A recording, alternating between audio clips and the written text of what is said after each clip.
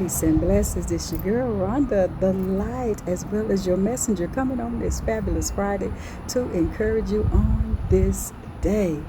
This is the day that our Lord hath made. Let us all rejoice and be exceedingly glad in it. Didn't you know that you were amazing? Didn't you know that you were fearfully and wonderfully made in God's image?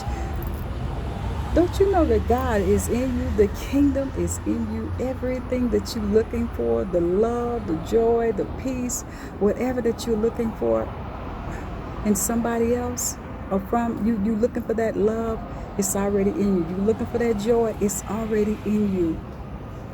You're looking for peace, create your atmosphere wherever you are, wherever you are. And I just want to encourage you. I used to be that person, be like, man, I feel so out of place. You may be out of place. You may be in a in an atmosphere where God didn't place you. You may be around some people that's constantly pulling on your spirit. And once they done pulled on your spirit, once they done got everything they could get out of you, guess what? You become that villain no matter what. You got to get out of the habit of always thinking that you could save everybody. That used to be Rhonda. I'm just telling you a little bit. I used to think I could save the world. You know, I know that God called me to uproot, dismantle, to set the captives free, but not everybody, okay? I'm not for everybody, and everybody is not for me. And sometimes you will learn it the hard way. And my hard way was when I was trying to help everyone. And there was times where, you know, I'm not an octopus.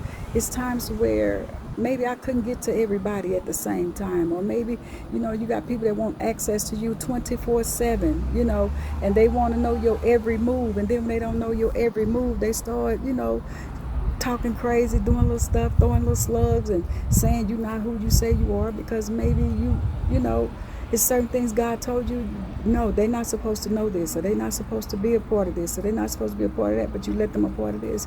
And that's when you know when you're dealing, that's the difference between dealing with children and dealing with grown people. When you're dealing with children, you constantly have to tell them over and over. And even some kids got enough sense to know and see without you constantly repeating things to them. But sometimes when you are around people and you constantly have to repeat, well, you know, what did I do? And how, what did I do to you? Nothing. Sometimes people just want their way, and when they don't get their way, you become just like Hosanna, then crucified. Sometimes you just be that person that they want to crucify, and it's okay. That's a part of life. We win some, we lose some. Everybody, you're not going to win everybody. Part two is coming, but you got to stay around to get it. Let me say this. When people don't know who they are, that's where the frustration comes.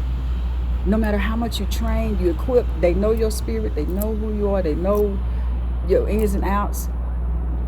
That's why I don't really when people say I love you, you know, love is bigger than words, okay? Oh, I just love you. You my sister, you my cousin, you my auntie, you my such and such and such. I'm not talking about my blood folks, okay? And even some of them. But I'm just speaking, when people say love, I kind of like, okay, because your love is very fickle. Your love only works when things are working in your favor. And I'm kind of, that's not good. Okay, so when you got people working for you, I'm helping you CEOs. When you got people working for you, and I had to learn a lot of this the hard way. A lot of times you can't allow people to get so close to you, to know so much about you, to where they start thinking that everything that you have access to, that they're supposed to have access to. Okay, if you put them in a category to where, okay, you in this group, you in this group, and you in this group, okay, this is how they're supposed to trust your judgment on what's going on when you place them in certain categories in the group. If you are an assistant and I got you working with secretaries and all that, that's where you belong. If you're a president, I got you working with vice presidents, that's where you belong. If you are a watchman, I got you in certain places, that's where you belong. And if you are a CEO and we working together, okay, we work together.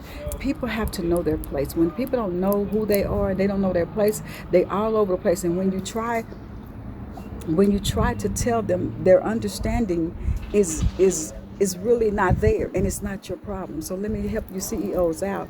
Stop trying to be, it's just like when you say stop trying to be your kid's friend. Sometimes you got to stop trying to be so much of a friend to people that you are doing business with, that you are doing ministry with, that you're trying to build things with, because sometimes people get too common with you, and then the first move that you make and it don't look like the way they think it's supposed to look, then what they'll start do, they'll start dogging you out behind your back. They start gathering with other little demons, and they start doing little talking, and they start doing, and that's on them. That's their problem. They have to answer to God, not you. So don't even worry about that. Whatever they saying, this baby, it's gonna come back around to them, and when it hit them, it's gonna hit them hard. So don't even worry about that. So we're not gonna focus on that. But let me just help you CEOs out. You got to put people in the place where they belong.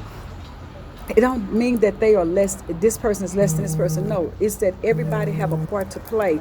And if they don't know their job and they think that they feel like they're supposed to be in the seat with the CEOs, they're out of place. If they feel like they're supposed to be in the seat, they're out of place. And you got too many people out of place right now, and they labeling it God. Stop trying to please everybody. Those that are assigned to you and with you, they're going to be there.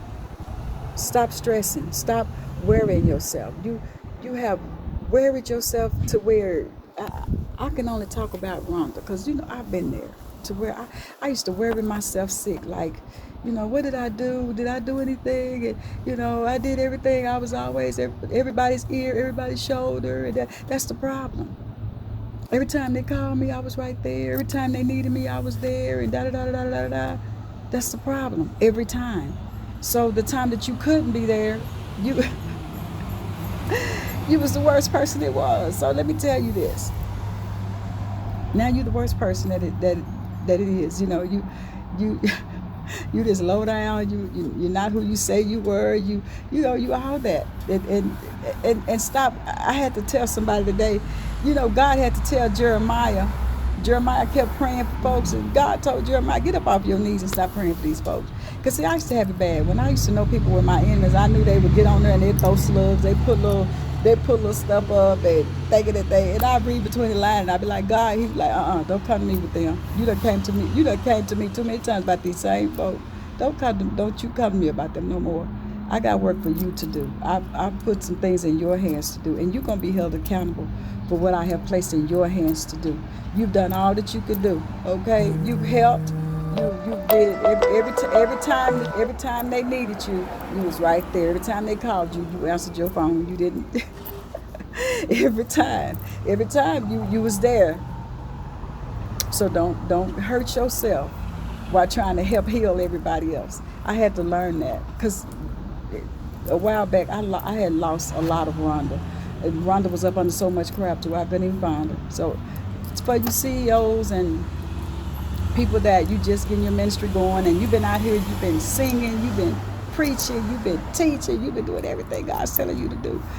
Don't you allow the enemy to enter into you because he's using somebody else. Don't do that. You keep going, and you keep doing what God has called you to do. And the reason why I can talk about it, because I've been there. A prophet is always without honor in his own hometown. And don't let people get too used to you. That's when they start to disrespect you. When they get too used to you, too common. My mom used to say, don't play with a puppy because it'll lick you in the mouth.